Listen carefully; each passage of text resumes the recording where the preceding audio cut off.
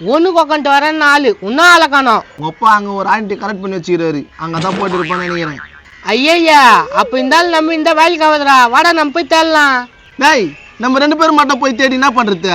இதோ பாரு அவங்ககிட்ட ஏதோ விஷயம் இருக்குது, அதனால தான் முருகேசன் அந்த தேடுறான் அவனை. அதுவும் கரெக்டு தான், ப்ரோவை சாதாரணமாக எண்ண முடியாது. வா இந்த வீட்டை போய் தேடி பார்க்கலாம்.